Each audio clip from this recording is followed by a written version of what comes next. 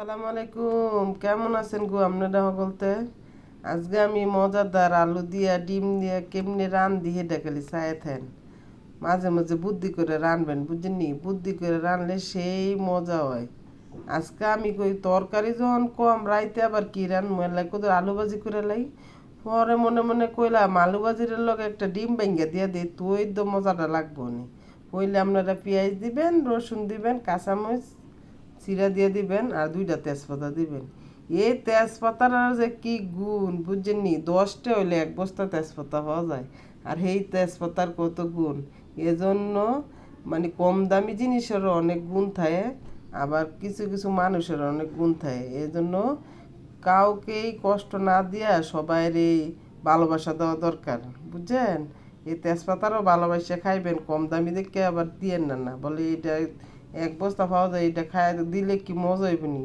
এটার যে কি গুণ কদ্দুর দিলেই বুঝবেন। পরালা পেঁয়াজ রসুন কাঁচামরিচ টেরি করবেন কি লাইরা সেরে একটু ভাজা ভাজা করবেন, বুঝছেন নি?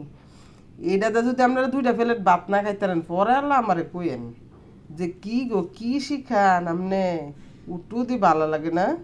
অবশ্যই গরম গরম ভাত আর বাজি রইতে হবে একদম জর্জরা, এটার মধ্যে কোনো পানি চলতো না, বুঝছেন? এটার মধ্যে তেল তেল দিবেন, তেল দিয়েই আলুটারে ভাজা ভাজা করবেন। আর তখন এই আলু ভাজাটা দিয়ে আবার যদি লগে 2টা শুকনা মরিচ ভাজা লয়ে লইতারেন, আহা রে কি যে স্বাদ!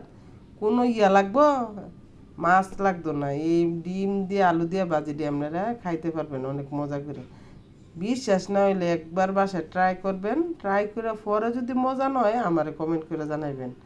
তাইলে মানে আমি বুঝতে পারবো আসলে আপনার করতে মজা লাগে নেই। আর যদি মজা লাগে তাহলে একটা ধন্যবাদ দিবেন। এরপর লাড়াচাড়া দেন, লাড়াচাড়া দিয়ে সুন্দর করে পেঁয়াজ রসুনগুলো ভাজা ভাজা করবেন। ভাজা ভাজা করে একটা ডিম দিয়ে দিবেন সাথে। ডিমটা দিয়ে তারপরে বুঝবেন না যে কি মজাটা লাগে। ডিমটা না দিলে কিন্তু ওই যে আলু ভাজা যেমন এমন হয়ে যাবে, কিন্তু ডিমটা দিলাম একটু স্পেশাল, বুঝছেন?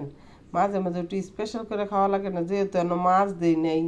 তো এটার মধ্যে যেহেতু আমার 2 প্লেট ভাত খাওয়া লাগবো, তো এটারে তো আমার একটু স্পেশাল করে রান্না করা লাগবো। এই জন্য আমি এটার স্পেশাল করেই রান্না করতেছি। দেখেন আলা কেমনে রান্ধি। আর আমার ভিডিও ভালো লাগলে করলাম আপনারা লাইক শেয়ার কমেন্ট করে দিয়েন।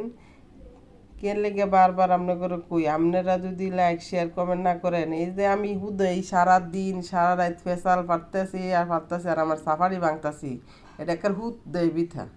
আর আপনারা যদি লাইক শেয়ার কমেন্ট করেন, আমার ভিডিওটি ভালোবাসেন দেখেন সবাই, তাইলেই আমি সফল। আর আপনারা যদি না থাকেন আমার এনকার কিচ্ছুই করার নাই, আমি হুদা ডিউটি, বুঝছেন না? আপনাকে ছাড়া আমি একলা সফল হইতে পারতাম না। এর লেগে আপনারা অবশ্যই একটু দয়া করে ভিডিওগুলো দেখবেন, লাইক শেয়ার কমেন্ট করে দিবেন। তাইলে গিয়ে আমি সফল হইতে পারবো, একদিন প্রতিষ্ঠিত হইতে পারবো, বুঝছেন? আপনাকে মায়া রাত দুনিয়া পায়। আর যদি না করেন, মায়া না লাগে আমার লাগে, আর কি করে? আমার নাম হইল গিয়া মায়া, যদি তাও না মায়া করেন আর কারে মায়া করবেন কোন?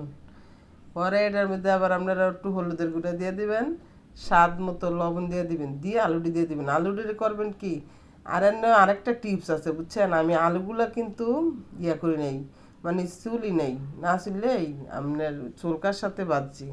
মাঝে মাঝে এভাবে কইরা দেখেন, এই চুলকার সাথে বাজলে কি আপনার হয় কি জানি, কেউ কই চুলকায় কেউ কই সিল্কায়, বুঝিনি? আপনারা আবার মাইন্ড করেন না, আমি কুমিল্লার মাইয়া, আমি যেভাবে বাসায় কথা কই অভ্যাস, আমি ঠিক এভাবেই কই, শুদ্ধ ভাষায় আবার কইতে চেষ্টা করি না। কি লাগে আমি সাধারণ মানুষ, বুঝছেন? এর লাগে আমি এত কিছু ফ্যাস্টেজ বুঝি না।